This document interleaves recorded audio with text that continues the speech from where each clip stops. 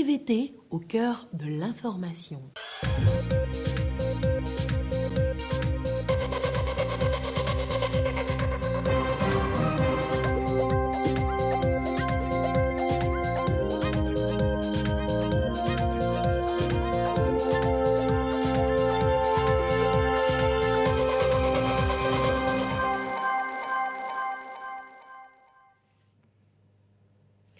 Heureuse de vous savoir au rendez-vous du journal sur la télévision togolaise. Madame, Monsieur, bonsoir. Et voici les titres de cette édition. Le Togo veut venir à bout du phénomène du trafic des marchandises illicites par la mer. Le pays renforce ainsi la sécurité dans les eaux territoriales en misant sur les services de renseignement efficaces. À découvrir dans ce journal. Et puis, pour faciliter les activités commerciales inter-États, les administrations douanières des pays de la CEDEAO veulent, elles, renforcer la mise en œuvre du SIGMA, système interconnecté de gestion des marchandises en transit. De quoi s'agit-il? À découvrir dans cette édition. Voilà donc pour les titres. Le trafic de marchandises illicites par voie maritime devient de plus en plus inquiétant. Le phénomène entrave le développement socio-économique des pays de l'Afrique et du monde. Nécessité donc de renforcer la sécurité dans les eaux territoriales. Le Seaport Program Corporation outille à cet effet depuis ce matin les unités de renseignement pour une lutte plus efficace. Les précisions dans ce reportage de Ulrich Amega. L'axe transatlantique Amérique latine, Caraïbes, Afrique de l'Ouest et Europe. Voie maritime majeure de flux illicites. Trafic de drogue, ressources naturelles, criminalité et enlèvement. Tout est dissimulé à travers des cargaisons légitimes de conteneurs, cargos, bateaux de pêche et yachts. La pratique fait perdre à l'Afrique plus de 17 milliards chaque année. Les acteurs maritimes des Caraïbes, de l'Afrique de l'Ouest, de l'Amérique latine et d'Europe affûtent leurs armes à Lomé. 3 jours pour avoir les outils nécessaires afin de lutter efficacement contre ce phénomène international à fort impact dévastateur sur le développement socio-économique.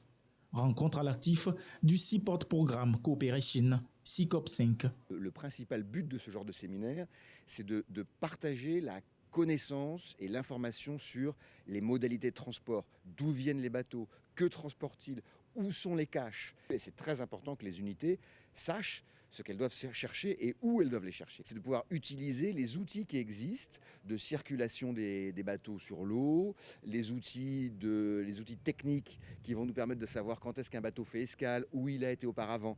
Et ça, il faut le rassembler dans des bases de données qui sont créées et dans lesquelles on va travailler pour que des signaux d'alerte pointent auprès des unités de renseignement pour dire: là, nous avons un bateau qui est intéressant, il a fait tel parcours, il est déjà connu de nos services, son équipage est curieux, allons le fouiller. Une lutte commune dans la perspective d'une pleine émergence des pays africains et de la promotion de l'économie bleue. L'Union européenne y adhère pleinement à travers son appui au SICOP. Le Togo, pour sa part, dispose depuis 2016 et par arrêté d'une cellule de renseignement maritime auprès de la préfecture maritime, dont la mission est de rassembler et d'évaluer les menaces contre la sûreté. Cette formation est une opportunité de plus pour le pays dans sa vision d'un hub logistique de premier ordre dans la sous-région. Les défenseurs des droits humains veulent être protégés dans l'exercice de leurs fonctions. Et pour cela, ils veulent renforcer et actualiser l'arsenal que représente l'avant-projet de loi de protection élaboré en 2019. Comme Poyodé pour des précisions. Cette table ronde est une initiative en faveur de l'avant-projet de loi de protection de 2019 qui peine jusqu'ici à avancer. Il s'agit ici de recueillir les avis des acteurs intervenant dans la défense des droits de l'homme en vue de la mise en place du cadre légal et institutionnel de protection des défenseurs des droits de l'homme. Le ministère des droits de l'homme s'active pour l'adoption de cette loi dans une approche assez participative, assez inclusive. La CNDH y est associée, les organisations de défense des droits de l'homme y sont également associées. C'est toujours dans ce processus que la Commission nationale des droits de l'homme a convoqué cette table ronde en invitant l'association francophone des commissions nationales des droits de l'homme. La convocation de cette table ronde veut participer à ce que le ministère continue ses efforts pour l'adoption rapide de ce texte de loi. Nous avons voulu solliciter, bénéficier de l'expertise de la FCNDH, de leur expérience pour améliorer le test afin qu'ils puissent répondre aux standards internationaux. Selon les sondages, nombreux sont encore les défenseurs des droits de l'homme victimes des attaques, des menaces, des intimidations. Les travaux de cette table ronde devront conduire à terme à l'adoption d'une loi pour protéger cette couche sociale. Politique à présent avec l'opération de recensement qui est à son 2e jour aujourd'hui dans la zone 3. Depuis hier, tout va bien dans la région des Savanes, comme l'a constaté la délégation conduite par le ministre Thiem Bolija de l'eau. Le compte rendu sur place avec la correspondance de Gérard Lagoutou. Premier jour de recensement électoral, zone 3. Nous sommes dans la région des Savanes. La population est motivée pour pouvoir aider les autorités pour que cette opération soit une réussite parfaite. Et on essaie de notre mieux pour qu'on puisse les satisfaire aussi. Pour les cas de coupure de courant, nous avons un générateur pour relayer. On espère avoir un bon rendement en termes de travail. Ici, à l'EPP central de Corbangou ce matin, François Kolani, 80 ans et plus, est dans le rang.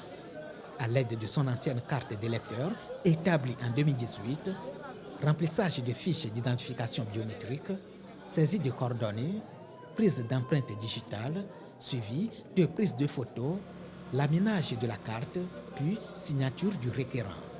Et l'octogénaire repart tout souriant avec sa nouvelle carte d'électeur. Je suis très content d'avoir la carte, la nouvelle carte. Je vais garder maintenant l'ancienne. L'élection prochaine, je viendrai voter. Que le village soit avancé. Tout le monde n'a qu'à avoir la volonté de venir. Il n'y a pas de crainte. Il n'y a pas de punition. Quand tu viens, tu vas partir à l'aise. Pour constater le démarrage des activités, une délégation conduite par le ministre de l'eau et de l'hydraulique villageoise Thiem Bolija s'est rendue dans quelques centres de recensement dans la préfecture de Tone. Tout comme François Kolani, le ministre Thiem Bolija s'est soumis à l'exercice de bout en bout. Nous savons que beaucoup de nos parents n'ont pas de carte d'identité et nous savons aussi combien c'est difficile d'avoir cette carte. Mais ici, on a une opportunité, disons, gratuite d'avoir une pièce d'identité. Donc il faut qu'ils mettent à l'esprit que ma carte électorale, c'est d'abord une pièce d'identité pour moi, puisque c'est la carte la plus évoluée, elle est biométrique. Ce que nous avons vu est plutôt satisfaisant. C'est le premier jour, et le premier jour, c'est toujours les problèmes de réglage des équipements, du dispositif mis en place. C'est aussi une journée de test de stratégie, de l'organisation mise en place pour mobiliser nos parents. Et donc les quelques bureaux de recensement que nous avons visités nous donnent plutôt satisfaction. On espère que les jours qui vont suivre, on va plutôt accélérer, enrôler le maximum, sinon la totalité des électeurs. Notre objectif, c'est vraiment de faire le maximum possible. Pour l'heure, l'opération s'étend officiellement sur une semaine et se déroule simultanément dans les 7 préfectures de la région des Savanes.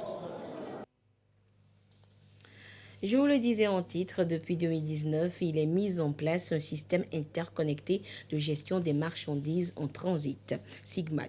C'est un projet d'interconnexion des systèmes informatiques entre les douanes des pays membres de la CEDEAO. Et les différentes administrations douanières de ces pays se sont retrouvées justement à Lomé pour évaluer le SIGMAT sur les différents corridors où il est opérationnel pour ensuite l'étendre à tous les corridors de la sous-région. Les précisions dans ce reportage de Clarisse Atikle. Un des projets phares du programme de facilitation des échanges en Afrique de l'Ouest est le système interconnecté de gestion des marchandises en transit SIGMAT. Il permet aujourd'hui aux services douaniers de plusieurs pays de la sous-région d'échanger instantanément des informations relatives aux marchandises en transit. Les responsables et experts des administrations douanières réunis à Lomé procèdent à l'évaluation du SIGMAT opérationnel déjà au Burkina Faso, en Côte d'Ivoire, au Bénin, au Niger et au Togo. Le SIGMAT a permis, depuis sa mise en place, aux administrations qui sont interconnectées de communiquer et de s'assurer que lorsqu'une marchandise quitte le port de Lomé, cette marchandise arrive effectivement à destination à Ouagadougou ou à Niamey.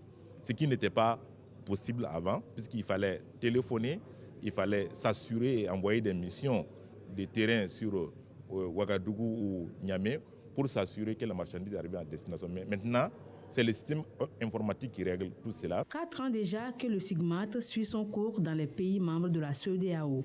Il bénéficie de l'accompagnement de la Banque mondiale à travers son programme de facilitation des échanges en Afrique de l'Ouest. Nous avons un programme de facilitation des échanges de l'Afrique de l'Ouest. On est tout à fait convaincu qu'améliorer la facilitation des échanges, avoir moins de coûts, moins de temps pour faciliter des échanges, et ça peut provoquer aussi des investissements dans la région. Les administrations douanières nationales, à l'instar de l'Office togolais des recettes OTR, sont reconnaissantes à la Commission de la CEDEAO pour la mise en place de cet outil consensuel de facilitation du commerce intracommunautaire et de sécurisation des opérations de transit. Pour les États, l'échange d'informations à travers le SIGMAT favorisera la sécurisation des échanges, la lutte contre la fraude, la maîtrise des recettes fiscales et douanières et la fiabilité des données statistiques. Je voudrais donc saisir cette opportunité pour renouveler nos remerciements et toute notre gratitude à nos partenaires techniques et financiers qui ne cessent de nous accompagner pour faire du SIGMAT une réalité dans toute notre sous-région. L'ambition de la Commission de la CEDEAO est que le SIGMAT soit déployé dans tous les États membres d'ici à la fin de l'année 2023. Les protocoles d'accord et instructions cadres y afférents seront examinés et signés au terme de la réunion de Lomé. Et la mise en place du système interconnecté de gestion des marchandises SIGMAT enregistre déjà de bons résultats, entre autres la célérité des opérations, le gain de temps. Les commerçants et les administrations douanières y gagnent et c'est ce que nous fait découvrir justement en détail Clarisse Aticlet dans son dossier. Désormais, lorsqu'une marchandise quitte le port de Lomé pour le Burkina Faso par exemple, plus de tracasseries ou d'éventuelles fouilles sur le trajet, si ce n'est à la frontière de Sinkassé. C'est le seul point de contrôle pour s'assurer des informations reçues au départ. C'est l'impact du système interconnecté de gestion des marchandises en transit, SIGMAT, adopté par la CEDEAO et qui profite aux États membres. À chaque fois qu'une marchandise, par exemple, quitte Lomé pour aller à Ouagadougou ou à Niamey, l'information préalable à partir d'une déclaration qu'on appelle T1 sur la marchandise, est automatiquement renvoyée au bureau de destination de la marchandise. Ça veut dire que les administrations communiquent et que même si par malheur quelqu'un s'amuserait à déverser les marchandises sur la route, sur le corridor, évidemment l'administration togolaise et l'administration du pays destinateur sont parfaitement au courant et peuvent se donner les moyens de poursuivre celui qui a fait ce déversement. À chaque passage de la cargaison, les bureaux des douanes s'échangent des notifications sur la marchandise. Cela permet de réduire considérablement le temps d'attente aux frontières en simplifiant les contrôles. Le trafic inter-État devient plus fluide et sécurisé. Les opérateurs économiques gagnent en temps et les administrations douanières améliorent leur niveau de recouvrement des recettes. Tout ceci grâce au SIGMAT. Imaginez une marchandise qui quitte le port de Lomé, dont la destination est Ouagadougou, est déversée sur le territoire togolais, c'est-à-dire avant que ça n'atteigne même la frontière du Burkina Faso. Cela veut dire que le Togo perd et le Burkina aussi perd. Mais cette fois-ci, avec ce nouveau système, évidemment, le Togo ne peut plus perdre, puisque si vous vous amusez à déverser la marchandise au Togo, le Burkina va informer le Togo comme quoi la marchandise n'est jamais arrivée au Burkina.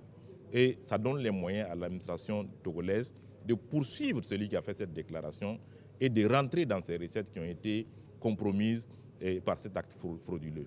Donc, en conclusion, un système automatisé améliore le niveau de recouvrement des recettes douanières. Et c'est ça que nous poursuivons, parce que nous savons que nos administrations ont besoin de recettes pour permettre aux États de pouvoir faire face aux impératifs du développement. Outil consensuel de facilitation du commerce entre tous les États de l'espace communautaire, le SIGMAT contribue à réduire les obstacles auxquels font face les commerçants. Il donne aussi un coup de pouce à l'accélération de la zone de libre-échange continentale africaine, ZLECAf. Les membres de la coalition pour la protection du patrimoine génétique africain sont en réunion depuis ce matin à Lomé. Occasion pour eux de dresser le bilan des activités menées par la coalition dans le cadre de la promotion et la valorisation des semences paysannes en proscrivant les OGM. Le compte rendu avec Karine Olano. Organisation de la société civile, membre de la coalition pour la protection génétique africain Copagène en concertation. Elles veulent promouvoir les semences paysannes au Togo. Et le cadre est bien choisi en vue de remobiliser les membres de la Copagène pour la cause. Nous avons organisé en octobre 2022 une conférence publique sur les semences paysannes. En début d'année 2023, nous étions au Sénégal pour prendre part à la dynamique de la transition agroécologique, où il a été question aussi des semences paysannes. En mars, nous étions au Bénin, où les membres de la Copagène ont pris part à la foire tournante sur les semences paysannes. Il s'agit pour nous de marquer cet arrêt et de réfléchir sur les grandes conclusions de ces activités-là et de pouvoir l'intégrer dans notre plan d'action. Pour la Copagène, lutter contre l'utilisation des OGM dans l'agriculture togolaise garantit la sécurité alimentaire des populations. On assiste à une pollution génétique. Imaginez que nous n'avons pas notre haricot d'Atakpamé, il n'y aura plus Aïza. Imaginez que nous n'avons pas notre igname, il n'y aura plus Eteza. On n'a plus le riz de Kbele, il n'y aura plus Epomosa. Ça va être la catastrophe. Et puis, pour des questions même éthiques, imaginez qu'on mette des gènes de porc dans le maïs. Ça pose des problèmes éthiques, religieux. Le musulman veut se dire, je ne mange plus. Voilà. Donc, on voit aujourd'hui qu'il y a d'importants défis qui se posent à la souveraineté alimentaire pour laquelle la Copagène, en tant que réseau, a sa raison d'exister. La Copagène a pour mission d'œuvrer à la sauvegarde du patrimoine génétique africain à travers la protection des droits des communautés locales et des agriculteurs. Économie à présent, avant la réunion prochaine des ministres de l'économie, les experts de la conférence interafricaine des marchés d'assurance CIMA sont réunis depuis hier à Lomé pour évaluer la mise en œuvre des décisions et recommandations du Conseil des ministres des assurances au titre de 2022. Il s'agira pour eux de revisiter les actions menées par les différentes compagnies d'assurance des 14 pays membres de la zone en matière de financement de l'économie. Voyons tout cela avec Carmen Madji Akapo. Les compagnies d'assurance et de réassurance de la zone de la conférence interafricaine des marchés d'assurance ont enregistré une croissance rentable en 2022 malgré les contextes de crise.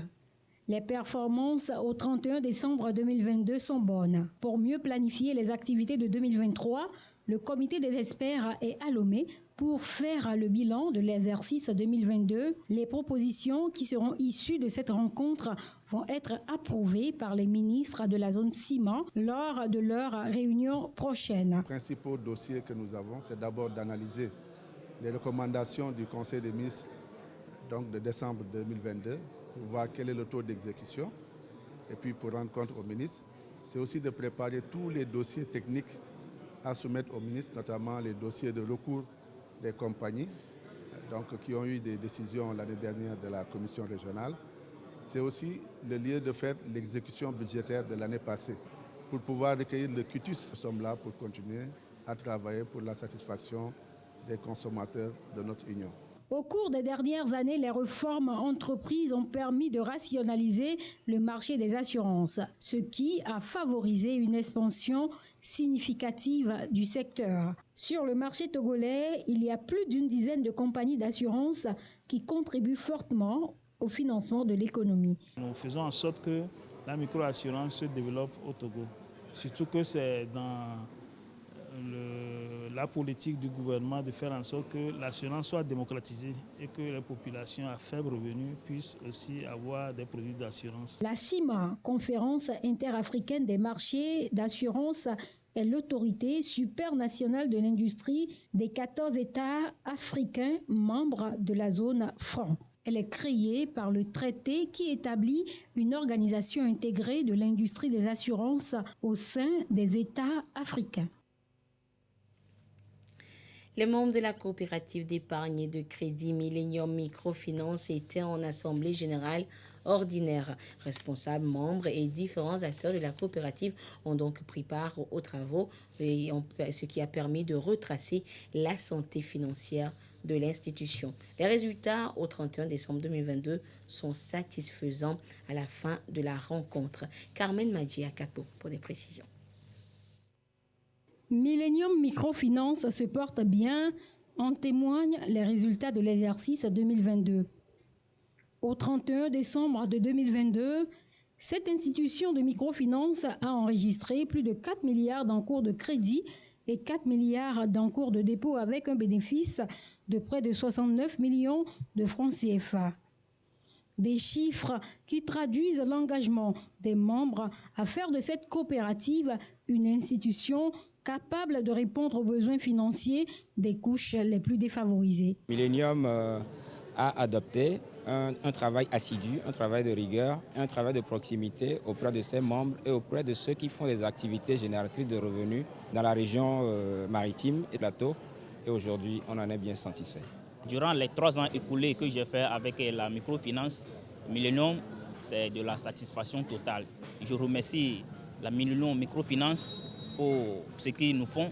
Cette stabilité de Millennium Microfinance traduit la volonté de ses premiers responsables à faire de cette institution l'une des plus innovantes de la place et qui offre aux populations des services plus digitalisés répondant à leurs préoccupations. C'est la création d'un nouveau produit que nous dénommons CTF, Crédit Titre Foncier, dont l'institution est prête à accompagner tous membres avec un crédit de 0 à 3 millions avec des conditionnalités très flexibles pour pouvoir établir le titre foncier à leur terrain, leur permettant d'avoir une garantie pour pouvoir avoir accès facilement aux produits de crédit que nous proposons. Et l'autre innovation, nous avons incité les membres à pouvoir utiliser notre produit Hebron qui consiste à faire le dépôt ou retrait sur le téléphone portable ou à faire simulation du crédit depuis chez eux. Quelqu'un qui veut prendre un montant en crédit peut déjà faire une simulation chez lui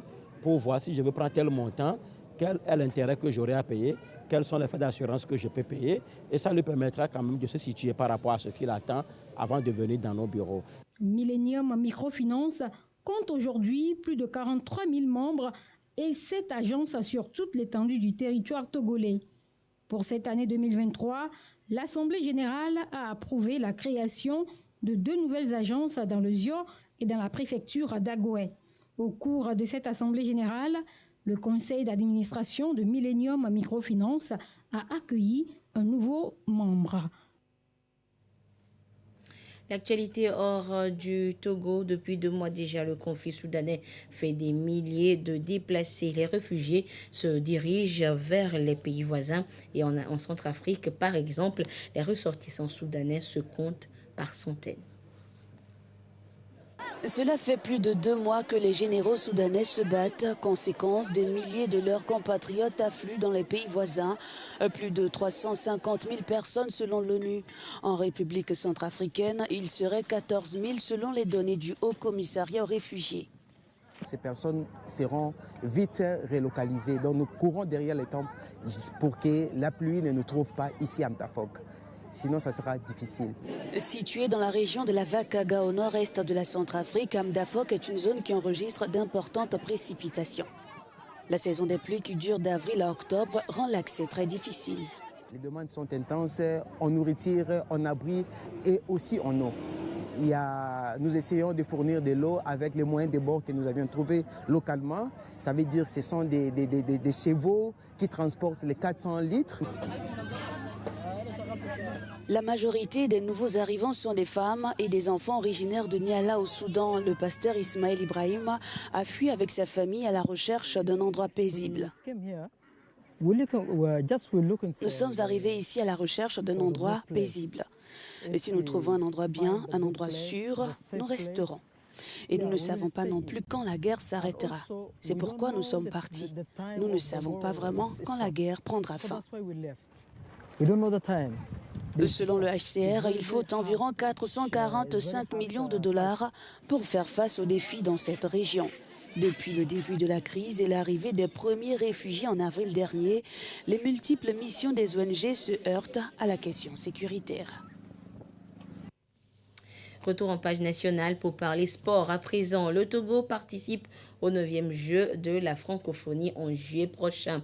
En vue d'assurer de meilleures conditions de préparation aux ambassadeurs togolais, le ministère des Sports et des Loisirs a octroyé une subvention à la délégation qui séjournera du côté de Kinshasa au Congo du 22 juillet au 6 août prochain. Les précisions avec Sergine Raimondo.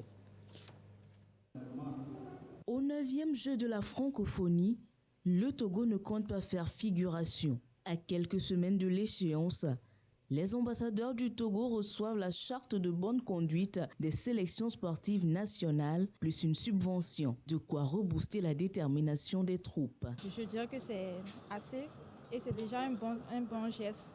On remercie le ministère des Sports. J'ai déjà fait beaucoup de compétitions. J'ai déjà apporté plusieurs fois le drapeau togolais. Je sais ce qui m'attend et je me prépare en conséquence. Je promets d'améliorer ma performance et pourquoi pas amener une médaille pour le Togo. 14 athlètes au total.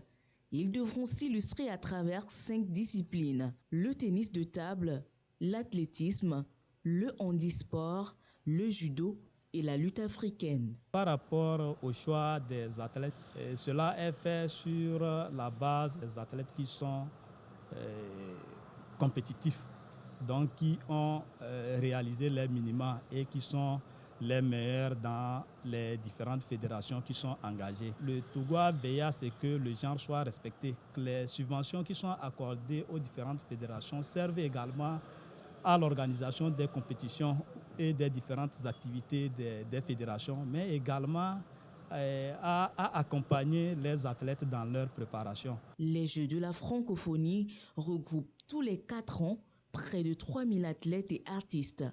Le Togo en est à sa 9e participation et possède 4 médailles à son actif.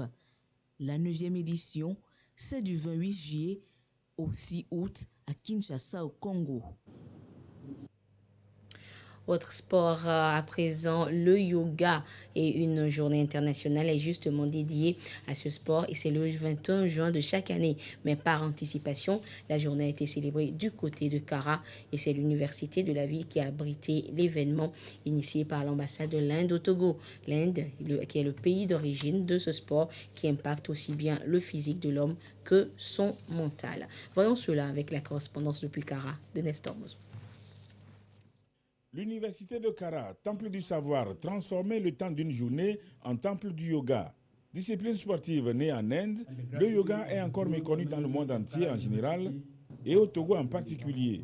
Par ses méthodes physiques, le yoga essaie de renforcer le corps et le mettre dans des conditions qui permettent de mieux capter et de transmettre les énergies dans le plan matériel. La pratique du yoga consiste donc à éveiller l'énergie, à entreposer l'énergie, à entretenir l'énergie et à transformer l'énergie en travail pour le développement de l'homme. Le yoga, c'est une discipline qui a beaucoup d'aspects. L'aspect que nous venons de voir en pratique, c'est le côté physique qu'on appelle Hatha Yoga.